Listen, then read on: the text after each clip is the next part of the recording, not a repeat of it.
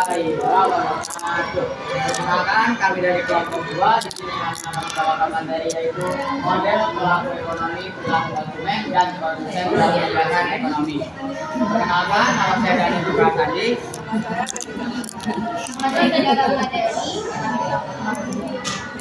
Oke, yang pertama di sini ada definisi dari kegiatan ekonomi. Kegiatan ekonomi adalah segala aktivitas yang dilakukan oleh manusia untuk memenuhi kebutuhan hidupnya. Secara garis besar, kegiatan ekonomi terbagi menjadi 3 unit, utama yang saling berkaitan dan membentuk siklus produksi, distribusi, dan konsumsi.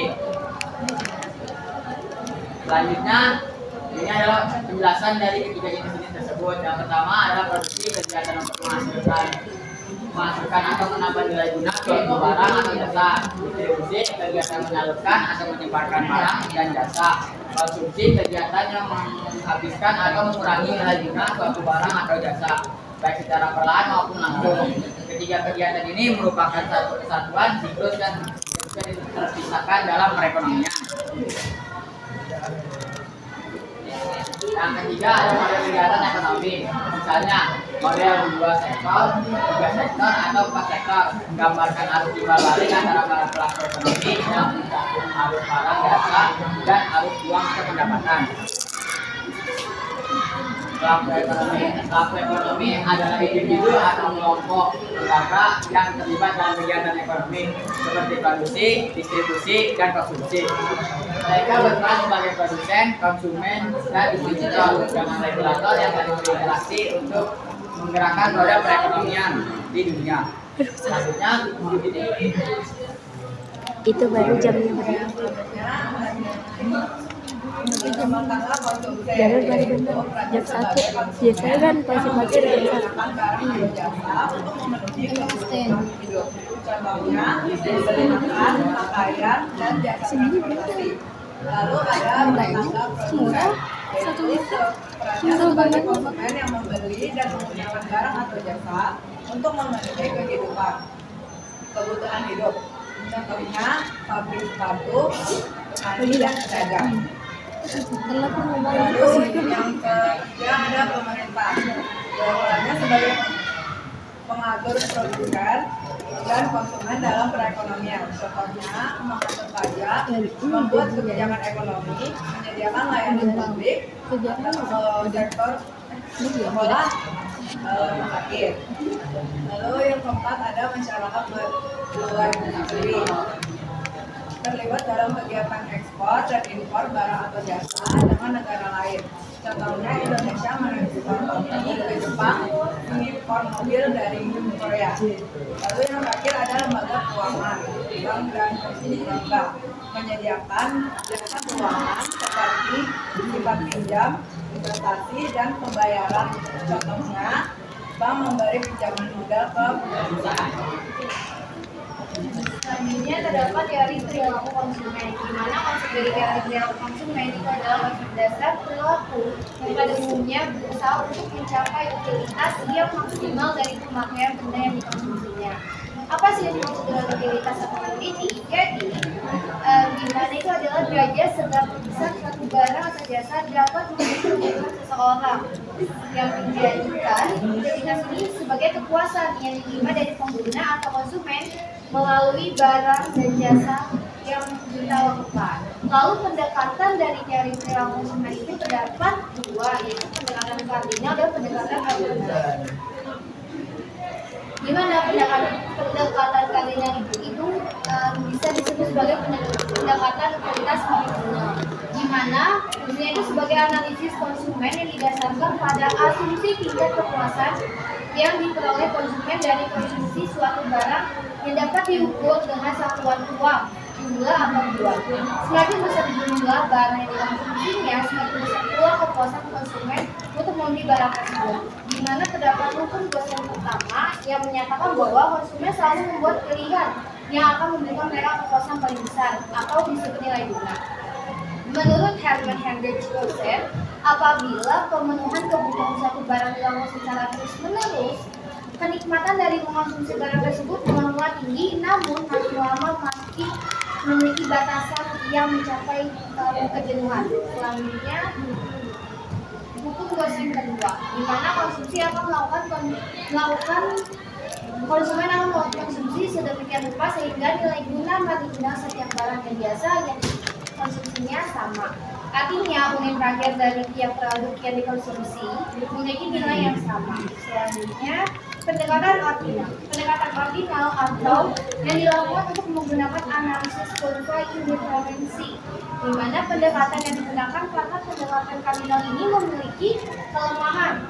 Saat ini sebagian besar masyarakat atau seseorang menolak pendekatan kardinal yang membahas konsumsi barang sederhana seperti es krim, kopi, ataupun kopi. Mereka memperhatikan pendekatan ordinal yang lebih memberikan penekanan preferensi, yaitu barang A lebih saya sukai dibandingkan barang B. Pendekatan ordinal ini membuat peringkat ranking atau urutan kombinasi barang yang konsumsinya itu semakin tinggi atau diikuti. Pelaku produsen dalam kegiatan ekonomi, tindakan untuk menghasilkan barang dan jasa dari tindakan keuntungan sebesar-besarnya di mana yang minimal mungkin dengan mempertimbangkan efisiensi dan kondisi pasar yang ada sekarang. Tahapan pelaku yaitu perencanaan, pengorganisasian, pengarahan, dan pengendalian. Perancangan, yang pertama ada perancangan. Perancangan yaitu membuat rancangan produksi yang sesuai dengan kondisi perusahaan dan kebutuhan pasar pada saat ini. Yang kedua adalah pengorganisasian, mengelola sumber daya dan sumber daya yang dibangun seperti tenaga kerja, modal, perusahaan secara efektif untuk mencapai tujuan produksi. Dan selanjutnya ada pengarahan, yaitu membimbing dan mengarahkan karyawan untuk melaksanakan rencana produksi dengan baik sesuai dengan rencana atau perancangan yang sudah dibuat di awal. Yang keempat ada pengendalian, yaitu memantau dan mengawasi setiap proses produksi untuk memastikan tujuan usaha tercapai dengan maksimal. Selanjutnya permasalahan yang berhubungan dengan kegiatan ekonomi. Masalah utama ekonomi adalah yang pertama adanya yang diproduksi, yang kedua bagaimana cara memproduksi, yang ketiga untuk siapa hasil produksi. Permasalahan terjadi di berbagai bidang. Pertama, produksi, keterbatasan bahan baku, modal, dan teknologi. Distribusi, pangan wilayah, harga tidak stabil, peran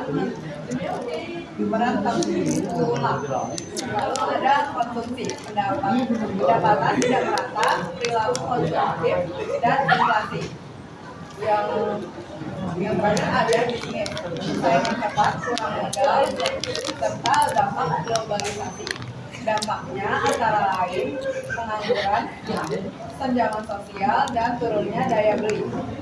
Upaya keseimbangannya dapat dilakukan melalui peningkatan SDM, penguatan UMKM, inovasi teknologi, dan pemerataan pembangunan. Selanjutnya terdapat faktor menghambat kegiatan ekonomi. Jadi terdapat keterbatasan sumber daya alam atau SDM, tidak mau daya beli di suatu daerah sedikit atau sulit diolah, kegiatan produksinya dan ekonominya pasti akan terhambat. Contohnya seperti daerah satu yang sulit untuk pertanian sehingga menyulitkan proses produksi dalam perekonomian di suatu daerah tersebut. Yang kedua, rendahnya kualitas sumber daya manusia dan SDM. Kurangnya pendidikan, keterampilan, dan etos kerja menyebabkan produktivitas yang menurun. Contohnya, tenaga kerja tidak mampu mengoperasikan teknologi modern karena kurangnya pendidikan yang merata di suatu daerah. Selanjutnya, ketiga, keterbatasan modal. Kekurangan dana untuk membuka usaha atau memperluas produksi dapat menghambat pertumbuhan ekonomi. Contohnya UMKM sulit berkembang karena sulit mendapatkan pinjaman. Yang keempat, kurangnya teknologi dan inovasi.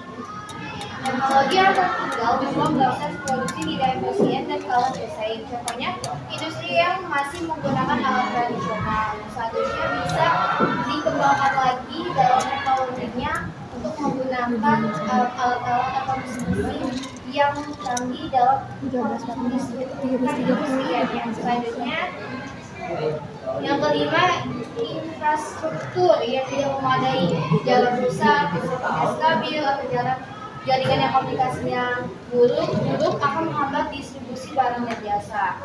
Contohnya itu adalah asupannya yang sulit dijual karena akses jalan yang buruk. Keenam, kebijakan pemerintah yang kurang efektif.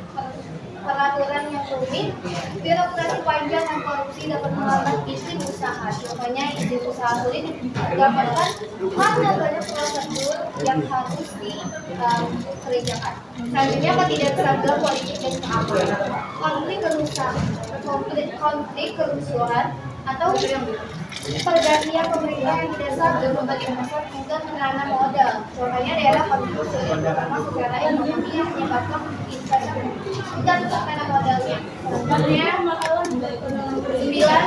Faktor alam atau bencana alam seperti gempa banjir, kekeringan atau ledakan gunung dapat merusak sarana ekonomi dan menggunakan mengganggu produksinya.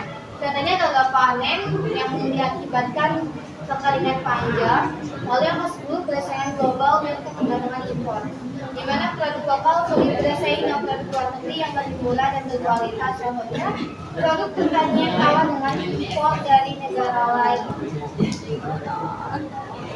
Inti dari kegiatan ekonomi adanya keterkaitan dan saling berkelanjutan antara konsumen yang membutuhkan barang atau jasa melalui perilakunya dan produsen yang menyediakan barang atau jasa melalui produksinya, yang semuanya dimodelkan dalam kerangka interaksi para pelaku ekonomi atau masuk dalam siklus ekonomi.